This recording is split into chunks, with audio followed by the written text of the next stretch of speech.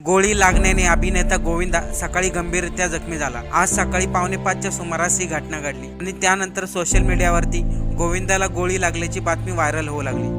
परंतु गोविंदाला सकाळी गोळी कसं काय लागली आणि कुठे लागली, चला ते पाहूया। बॉलिवूड मधील सुप्रसिद्ध अभिनेता गोविंदा याने एका काळी बॉलिवूड पूर्ण गाजवलं होतं आणि त्या काळामध्ये तो हिरो नंबर 1 होता। सध्या बऱ्याच दिवसापासून गोविंदा हा पडद्याआड आहे। मध्ये गोविंदा एकनाथ शिंदे यांच्याबरोबर प्रचारासाठी दिसले होते, त्यानंतर गोविंदा कुठेही दिसले नाही। परंतु आज सकाळी त्यांना गोळी लागल्याची धक्कादायक बातमी समोर आली। आज सकाळी 4:45च्या सुमारास गोविंदा कोलकात्याला जाण्याच्या तयारीत होते, परंतु त्या अगोदर लायसन धारक असलेली बंदूक त्याची योग्य प्रकारे साफसफाई करून ती बरोबर घेऊन जाणार होते। साफसफाई करत असतानाच गोविंदाच्या हातामधून बंदुकीचं ट्रिगर दाबलं गेलं आणि ती गोळी थेट गोविंदाच्या डाव्या पायाच्या गुडघ्याच्या ठिकाणी ही गोळी लागली। घरातल्या लोकांनी आवाज ऐकताच तात्काळ त्यांना क्रिटिकेअर हॉस्पिटलमध्ये दाखल करण्यात आले। सध्या गोविंदाच्या पायामधून गोळी